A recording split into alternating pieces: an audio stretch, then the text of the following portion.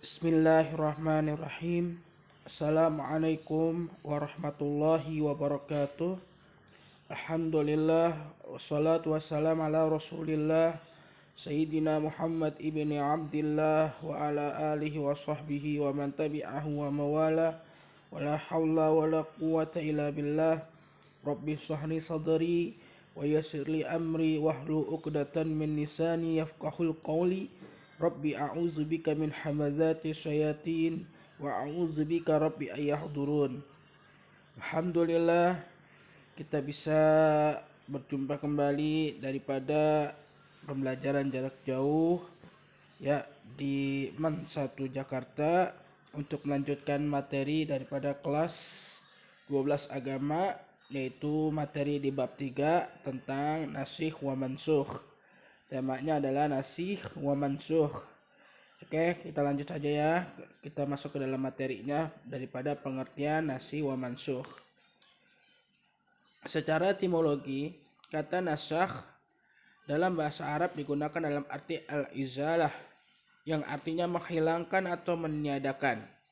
Sedangkan pengertian nasakh menurut istilah usul fikih adalah titah yang menunjukkan penghapusan hukum yang ditetapkan oleh khitab titah terdahulu dengan jalan yang seandainya khitab menunjuk tersebut tidak ada, maka khitab terdahulu maka berlaku dengan lebih akhirnya khitab yang dihapus. Itulah nasikh, pengertian daripada nasikh wa mansukh. Sekarang kita masuk ke syarat nasakh. Beberapa syarat berikut ini menjadi ketentuan yang harus terpenuhi diberlakukannya nasakh, seperti 1. Hukum yang dinasakh merupakan hukum syariat. Ya, hukum yang dihapus yang merupakan atau yang diganti merupakan hukum syariat. 2. Hukum tersebut menerima nasakh. Hukum itu bisa menggantikan hukum yang terdahulu. 3. Dalil yang menasakh terpisah dan datang kemudian. 4. Dalil yang menasakh adalah titah syar'i, emang udah khitabnya ketentuan syarat untuk harus diganti gitu maksudnya. 5. Dalil yang menasakh harus kuat tuh.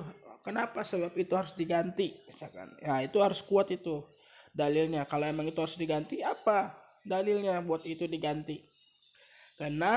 Dalil yang menasakh tidak mungkin dikompromikan. Ya, jadi nggak dikompromiin lagi tuh ya. Maksudnya tidak mungkin jadi bahan kompromian. Wah, ini harusnya nih udah nggak layak nih gitu. Kalau nggak dikompromiin ya berarti emang masih berlaku gitu.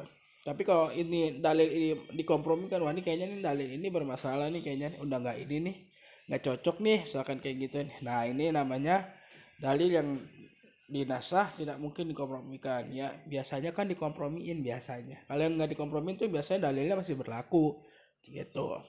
Itulah syarat-syarat daripada nasakh. C. Macam-macam nasakh. 1. Nasakh yang tidak ada gantinya. Ya. Nasakh yang tidak ada gantinya. Ya.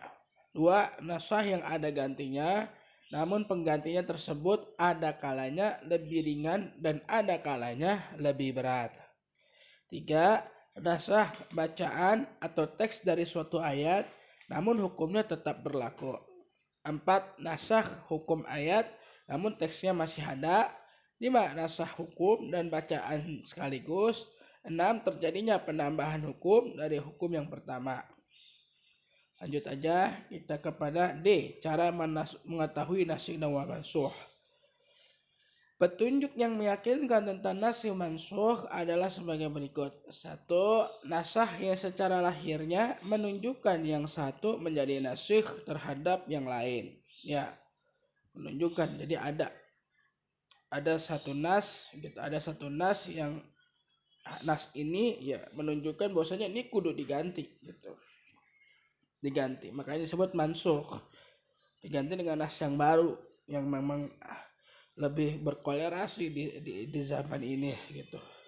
2. Ijma' ulama yang menetapkan bahwa suatu dalil yang menetapkan hukum menasakh dalil lain yang menetapkan hukum yang berbeda dengan itu. Nah, ada ijma' ulama. Makanya kalau di kita tuh ya kayak kan sekarang hukum beraneka ragam gitu. Nah, pentingnya Majelis Ulama Indonesia.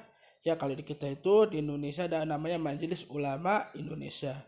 Nah, beliau-beliau lah yang berperan aktif ya, para ulama-ulama kita, untuk mana ya yang lebih tahu, yang lebih paham mana dalil-dalil yang masih bisa dipakai atau perlu, bahkan dalil-dalil yang perlu dinasih wa mansukh itu. 3, ada tarikh, yaitu keterangan waktu yang menjelaskan berlakunya dua nas yang berbeda. Ada sejarahnya, tarikh ya, sejarah kita diulur. Nah, itu maka pentingnya tuh ya adanya para ulama. Kalau kayak model-model kita kayak gini-gini belum bisa nih ya, belum bisa. Jangan asal-asalan nasi wa mansukh ya. Itu nantinya yang ada kebanyakan kalau di kita itu nasi wa mansukh untuk mencari kemudahan sendiri, bukan kemudahan kemaslahatan orang banyak, bukan tuh ya. Makanya adanya ulama ya kita patuhi ndak ulama, kata ulama kayak seperti ini contoh vaksin segala macam ya, itu kan itu ada dalil-dalil yang mungkin yang dipakai atau dalil-dalil yang mungkin lebih toleran ya dibandingkan dengan dalil-dalil yang sebelumnya gitu. Wah, misalkan tentang kemaslahatan umat akhirnya jadi boleh segala macam. Nah, itu nasi wa mansukh salah satunya berperan di situ ya. Menurut Wahbah Az-Zuhaili, untuk memastikan keberadaan nasikh wa mansukh dapat diketahui dengan beberapa cara, antara lain: 1. Penuturan secara tegas dari nas Al-Quran. 2. Penuturan secara tegas melalui hadis qauli Rasulullah SAW. 3. Sikap atau perbuatan Rasulullah SAW. Hal ini disebut juga dengan hadis fi'ali. 4. Ijma' sahabat Rasulullah SAW tentang adanya nasikh wa mansukh.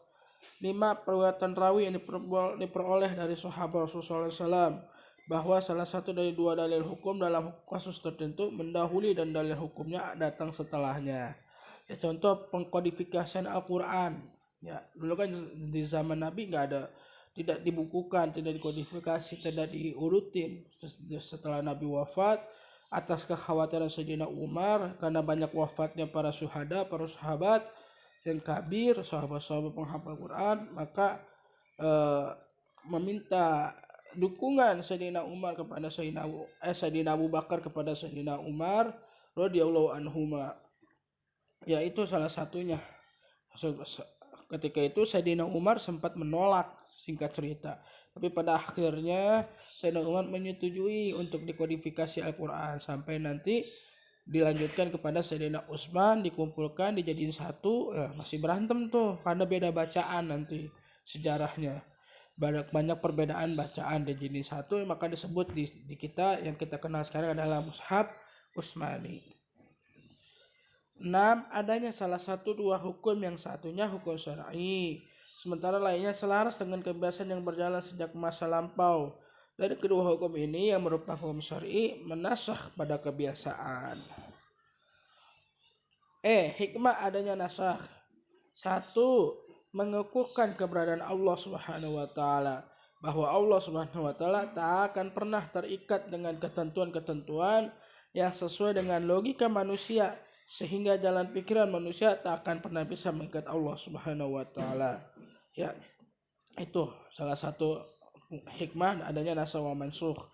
Yang kedua, dengan nasakh dan mansukh ini diharapkan pula kita akan mempunyai prediksi dan pengertian bahwa Allah Subhanahu wa taala itu memang adalah zat yang maha bijak, maha kasih, maha sayang, bahkan Ar-Rahmanur Rahim, yaitu lebih berkasih sayang daripada yang berhati kasih dan lebih sayang daripada siapa saja yang berhati sayang.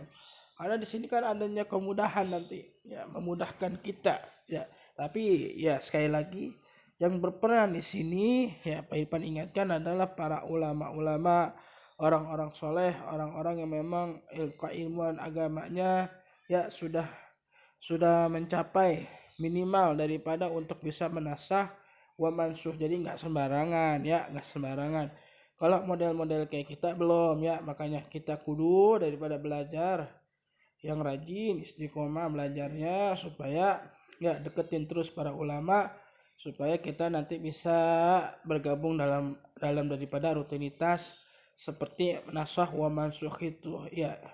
Itu nasakh wa mansukh adalah salah satu bentuk istihad soalnya ya, istihad. Makanya istihad ini tujuannya utamanya, nasakh wa mansukh ini tujuan utamanya adalah untuk kemaslahatan umat ya. Sekian, yaitu daripada hikmah-hikmah mempelajari adanya nasikh wa mansukh ya. Semoga bermanfaat. Terima kasih. Mohon maaf bila ada salah-salah kata. Billahi taufiq wal hidayah. Assalamualaikum warahmatullahi wabarakatuh.